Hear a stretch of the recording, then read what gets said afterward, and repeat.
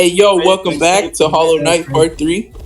It's your host, Colin. I'm with the boys in the Discord. Yeah, sorry. You don't have to do that for every episode. Just say... Not every episode. Oh, my God. Yeah, no, sorry. Yeah, I made the same mistake, too. Don't worry. Yeah. He's pulling his cock up! What the fuck? I should have clarified. Yeah, all you have to do is say the episode number, and that's how you introduce. You don't have to be like... Skinny back at it again. Yeah, back at... What's going on, everybody? We're back at it again. Oh, boy.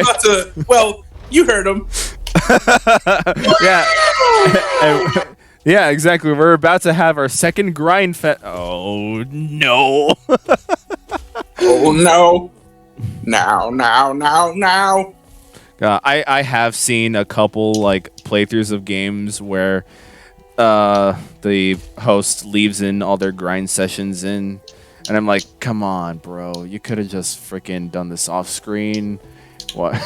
You don't have to make this obligatory content to watch, you know? Those playthroughs have like 129 parts. Like, yeah, I mean, of course they're RPGs. That's why I say Grindfest to begin with. But like, Cough, cough, Pokemon. not all of that is main quest. I'm pretty sure even in a game like Pokemon, you could cut out a majority of both the Grindfest and side quests and just have the standard story at least be 51 parts. I mean, if you kind of like each new area, probably it's plausible. Yeah. Plausible, yeah. It's okay. Like our Paper Mario playthrough, which we're going to do soon. That's 39 parts, and I did cut out battles and side quests and all that. Yeah. So, yeah, RPGs are long.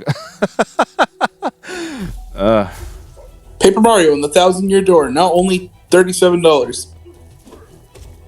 If only, right? Yeah. If only you had known, Colin. If only you had known. Hey, I call it a win-win.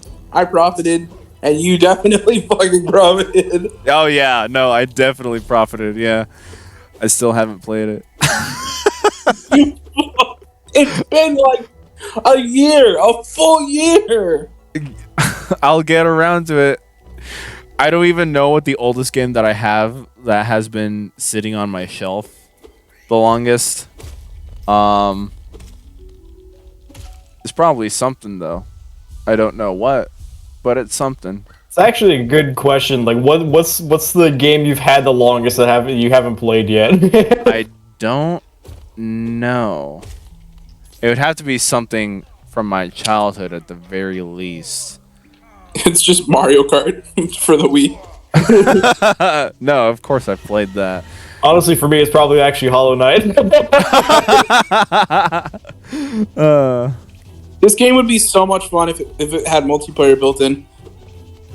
I think there are multiplayer mods. Oh yeah, I've watched. Can you imagine the fucking chaos? How would that work though? Okay, depending. How many players more? Oh, like 4 max. Fuck, that'd be chaotic. God, that's new Super Mario Bros. Wii. Yeah, I could just imagine like 4 dumbasses going at a boss, one of them getting hit immediately as he gets focused. Oh wait, no, there is something like that. It's called Castlevania Harmony of Despair. It's multiplayer Metroidvania. It's garbage because when the players get farther away, the camera zooms out, so everything is so tiny on screen that you can't actually see your character model. Oh, good God. Yeah, the maps are, I mean, they're not like Hollow Knight size, but they're pretty decently sized maps. Yeah, so when you're doing 4-player multiplayer for that game, good luck trying to see your own character model. And yeah, and like enemy attack choreography is kind of set up like that. So if you can't see the enemy's cues, you can't prepare yourself for that. Breath of the Wild multiplayer mods. Really? Hey, yo, they are spitting on me. What the heck? How does Spit it on me. How does Breath of the Wild work? There's two different kinds of multiplayer mods. One of them is a split screen one, which is okay, but it has a lot of issues with it because, I mean, even just in general, it's not made to be a multiplayer game. Right. But yeah, there's generally a lot of issues with the split screen multiplayer, namely the fact that the second player can't heal with any food items, which kind of sucks. What? Yeah. There's a lot of like weird issues with it, but then there's a newer one that came out more recently, which is online multiplayer, where like all the players run their own like specific like instance of an emulator and stuff like that.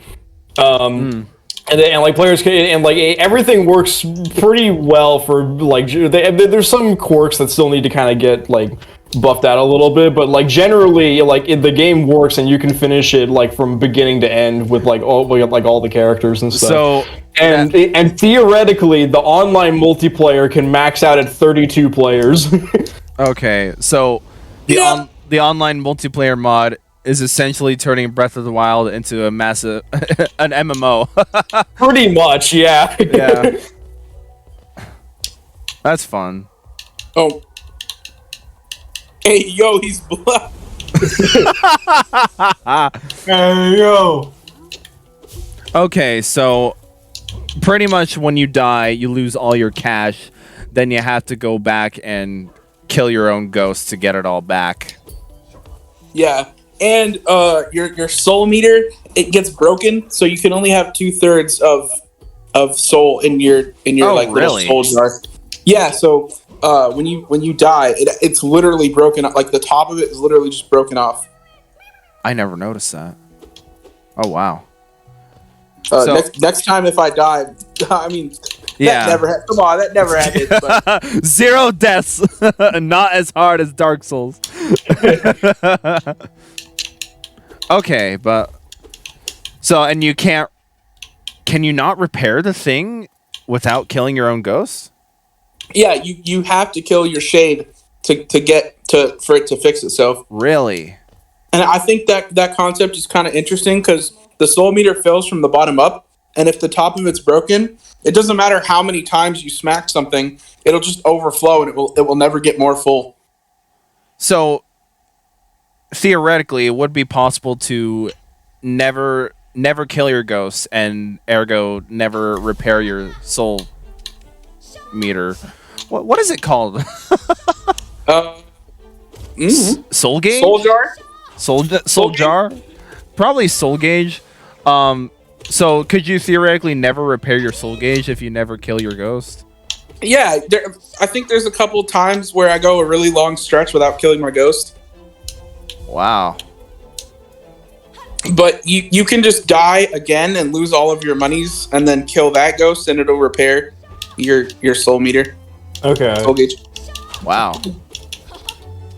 That's fascinating actually. Yeah. Fascinating. It's kind of funny. Your like shade thing will actually fight back, and the stronger you get, the stronger it gets. Really? Really? Yeah, so like in the beginning of the game, it will just try to attack you with the nail, but after you get what's it called? Vengeful Spirit, the blasting spell that I have, it will use it back at you occasionally. Wow. That's crazy. And you can get other abilities that it will also use. So, also theoretically, the ghost could kill you.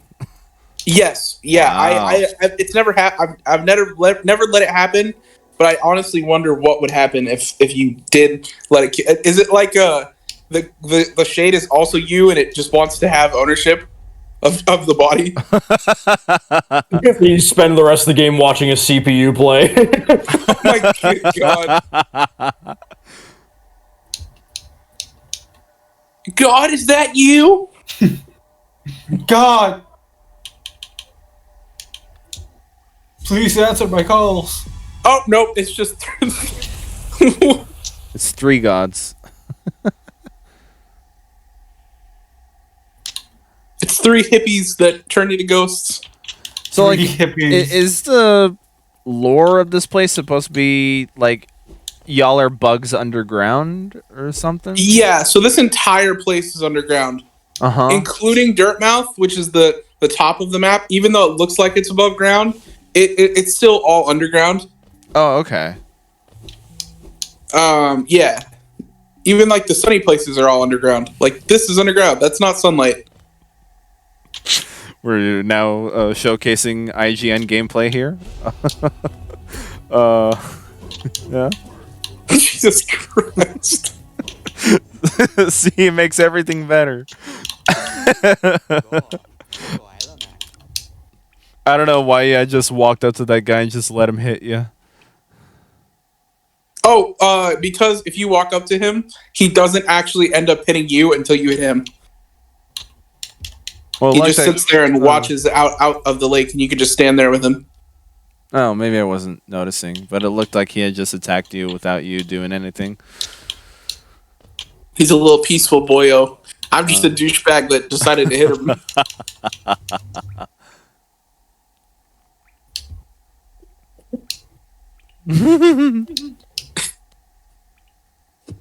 That is the only emotion you get from your character. Nice. Is just get dunked on, nerd.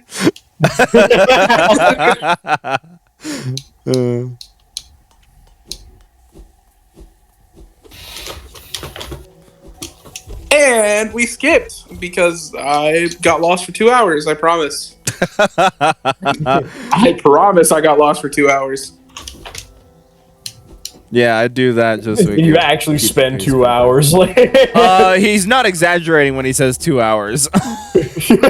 Really?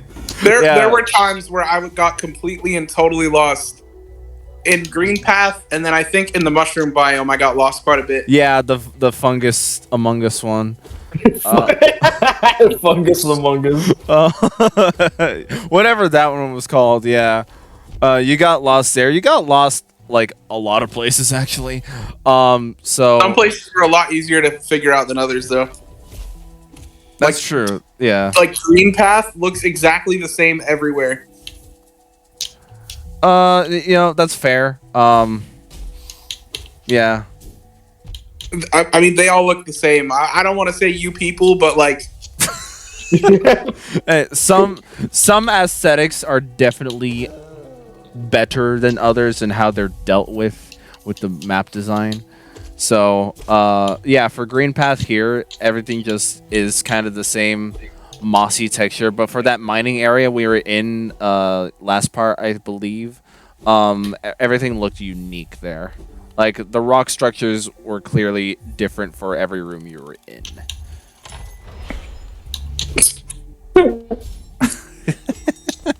literally, that's the only like expression your character gets. So I do it so much. Is that you just, like, finagling around with the right stick? Yeah, just Yeah. Going up and down. ADHD be like. And it causes your character to look up or down. Well, yeah, that's a good feature to have, actually. Occasionally, I'll have my character look down so he looks sad, but he doesn't care. He doesn't care. He just ran feels over that nothing. family of 8. He does not care. He does not care. Yeah, even though it looks like this is the surface with all the like wind and stuff, we're still underground. Okay, yeah, because y'all are just little insects here living in your little town here. Oh yeah, I mean, even the nail that my character's holding, it's got to be like a really tiny nail because there are a lot of other bigger bugs that have way bigger nails. Yeah. So, I mean, do they ever state that if like humans are an actual thing in this universe, or is it just purely underground? No, there's no sign of humans or anything like that. Mainly because the entire depth of Hallow Nest is probably like 3 feet. Hmm.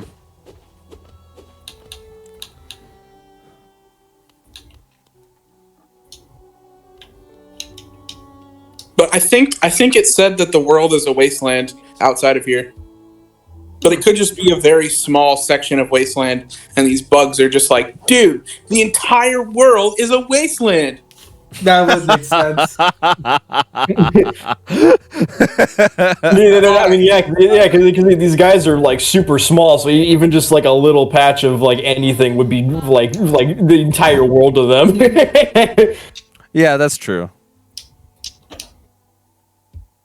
Austin, every time Austin was over when I played this, when you walk in, she's like, "Bye, Fanada," and so he's like, "She can buy my Fanada." I swear to God, I'm like, bro, she's like a centimeter tall. Hey, that's enough for him to fit something in. Yeah. You're fucking killing him. Yo.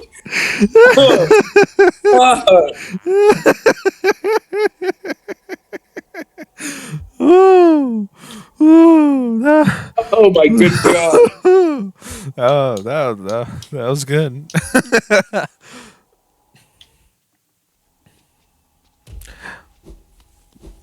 But yeah, I left most of your shopping trips in. Just so you know. See how I waste all of my geo. Yeah. Oh. It's the egg. And it's We'll be back here. It'll be a while though. 36 hours later.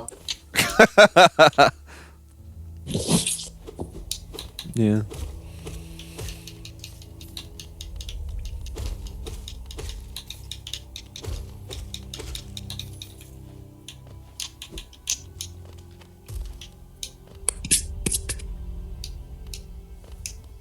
The Carl's doing Mega Man or whatever. Sounds like he's playing the game right now. Fun fact: my thumbs actually got like my left thumb actually got like rubbed raw from playing this game. Really? Because I stopped using the joystick and used the D-pad for more precise movement. Oh yeah. And switching from like left up and down over and over and right, like my finger, it's like some people who lick their finger when playing Guitar Hero because of how many times they hit the strum bar so quickly. It'll like rip the skin off their finger after like 1,000 strums. I've never heard of that, but I think I know what you're getting at. I've called it D-pad thumb. D-pad thumb. Yeah, that's basically it. Yeah, it's kind of after long uses of using the D-pad in gaming, your thumb does tend to get a little raw. It's nothing too serious, like it's nothing like Mario Party 1 analog rotating. It's nothing like that. No, but it just gets a little raw, and it's a little heated, a little red, but it's nothing major. I did have to take a couple breaks because of it. Like during really long boss fights where I didn't have just like a good stretch of time where I'm just wandering around looking or fighting really weak enemies. Mm-hmm. I had to like take a break. I was like, my thumb, please. Yeah, I know you are not. You don't use the D-pad a lot for movement. and Definitely like not anything. Yeah, no, because I've seen you play Sonic Mania and you're using the thumbstick, and I was kind of like, why are you using the thumbstick? It's a little minor annoyance because I'm someone that likes to game with like when it's 3D, use the stick. When it's 2D, use the D-pad. There are some rare exceptions, especially back in the PlayStation 1 days where all they had was the D-pad at that time, and most if not all the games are 3D. That's really the exception to that. That's why I can play Crash Bandicoot games with the D-pad no problem. But I'm just a very huge stickler for if it's 2D, it has to be D-pad. If I don't have use with the D-pad for a 2D game, I don't like that. I had a slight when I found that out when playing Little Big Planet for the first time, and the D-pad was used for. Oh yeah, the D-pad is used for going between the different like. No, it's used for emotions and stuff. Yeah. Yeah, and the movement was with the stick, and I'm sorry, I'm not the biggest fan of the PlayStation analog stick placement. Like, I get it. I know why that's there. It's just very awkward, especially when I'm trying to do specific jumps in Uncharted games, and the stick is down there and it wants me to go right. I'm sorry, that's just... It's a little gross. It's manageable, but it's just a little gross to me. I'm much more... I'm more comfortable with the stick being in the primary position rather than below the D-pad. But that's just a me thing. That's just Ethan personally. Ethan personally, he would not be touching a PlayStation controller. I mean, it's feasible. I can do it. So PlayStation has more exclusives by proxy, and most of them are 3D, so I can play those no problem. It's just when it asks me to do something a little more precise than what I am comfortable with. It's weird. I don't necessarily like it. That's all I have to say about that. But D-pad thumb is a thing, and you basically only get it when you're playing a game with movement in it, like when the D-pad is not used for selecting stuff. You actually have to move your character with it. It gets so real. Yeah. You have to choose between moving really precisely and giving your thumb a break.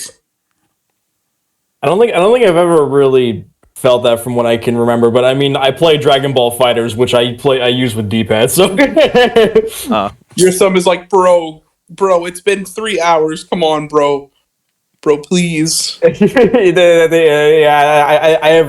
think I've really felt that where it like gets. Where like specifically my thumb or my hand gets like tired or something like that. I just like generally feel exhausted after playing for a bit. It's like the picture of Goob where he's all like tired, and it's like the caption, your nipples when you get the car battery out. What? What the fuck?